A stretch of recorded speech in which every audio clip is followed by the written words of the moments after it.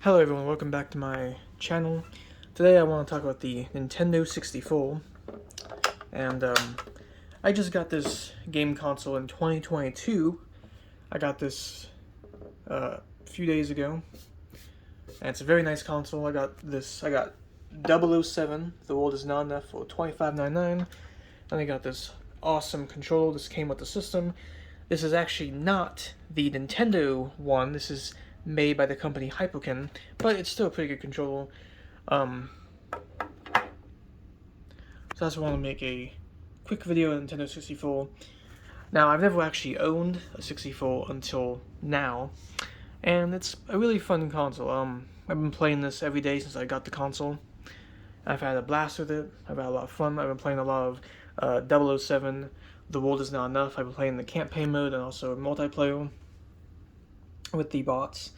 I also do plan on getting Mario Kart for my 64, also getting Smash Bros, and stuff like that. But so far, my experience with the N64 has been pretty awesome. I never owned one of these back in the day. I always owned PlayStation and Xbox. So, and then I've owned Nintendo Switch, I've owned Nintendo Game Boy, I've owned Nintendo Entertainment System, the Super Nintendo. I've actually never owned one of these guys. So, after doing some research and watching some videos on YouTube on the N64, I was like, this seems like a pretty cool console. Now, I also looked at the GameCube, which seems to be another cool console too, so maybe one day I'll buy a GameCube too, but so far, this is the console that I really, really like. I'm surprised I didn't buy this in the past because, I've seen these at pawn shops before. I just have never really decided to buy one ever until now, but it's pretty fun. I mean, the controller is a little weird. This 3 design thing is it's a weird controller, honestly.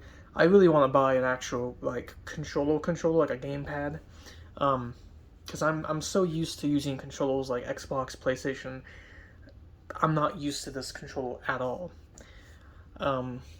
It's a very weird controller, especially when you play shooting games, because for this game I have to actually use that button right there to shoot. I have to use the Z button, which is in the back. Very, very weird controller. But so far I've enjoyed my time with it. Also, if you didn't know, to make the system work, you actually have to have this thing, and this is the memory expansion. So,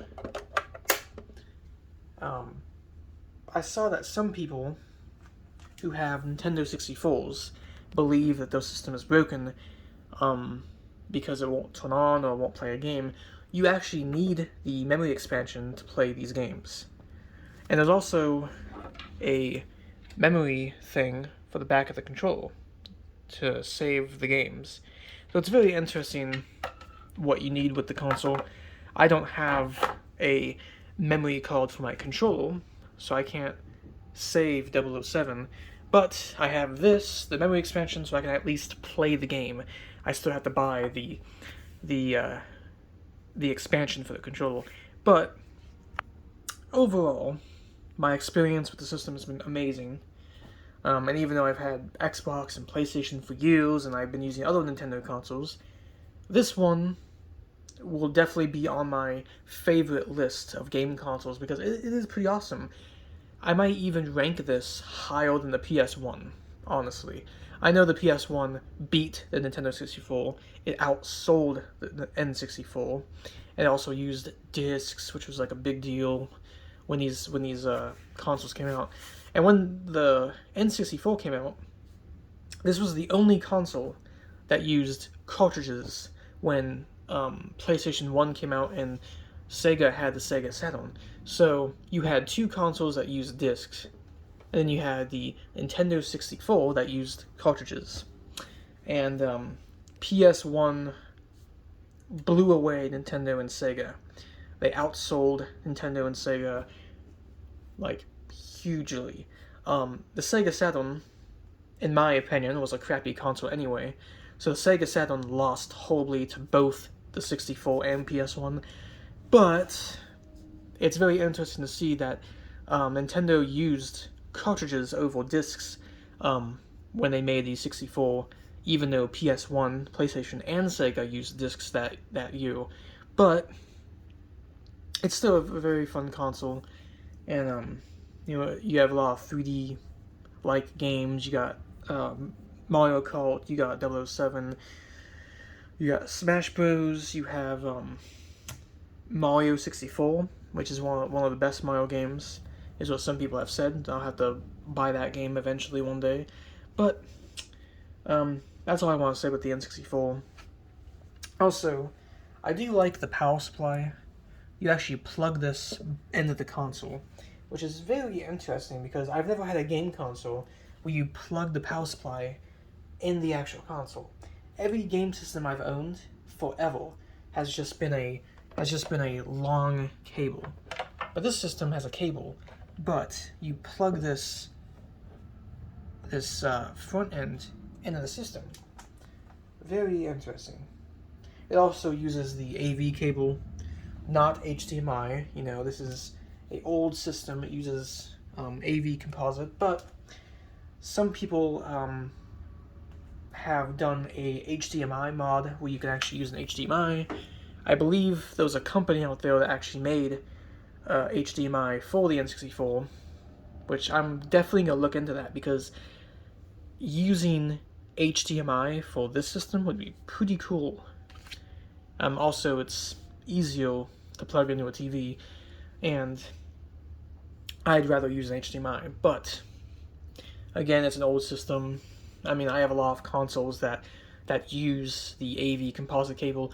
I also have an Atari that uses the RF cable. So, honestly, the AV composite cable isn't, too much of a big a deal to me, but it's whatever. Also, the other thing I like about the system is you have 4 controller ports. The Sega Saturn and PlayStation 1 did not have the 4 controller ports. That's interesting. I mean, Nintendo was the company that did this, so people could actually go to their friend's house and plug up their controllers, and you could have 4 people playing at a time, which was really awesome back then. And you would play games like 007 and Mario Kart and all that stuff. So, definitely is a really cool console. And I guess I don't really have anything else to say about it except for the fact that it's really cool. I mean, this Hyperkin controller is very similar to the Nintendo controller, but just like the original Nintendo one, it's very weird. I'm not used to this at all. Probably never will be used to that. I'll probably have to buy an actual third-party gamepad, or something that's similar to an Xbox or PlayStation controller, because I don't know about that over there. But I'm just gonna end the video now, so I hope everyone enjoyed this video and me just talking and rambling on about the N64. But yeah, it's a pretty cool console. You got your reset power button, you got the vents right there, you got vents on the side, you got vents on this side for good ventilation. Honestly, this console does not get very hot. There's no built-in fan with this system, just like the other consoles that came out in this generation of 3D graphics, or whatever you want to call it. But yeah, I'm ending the video.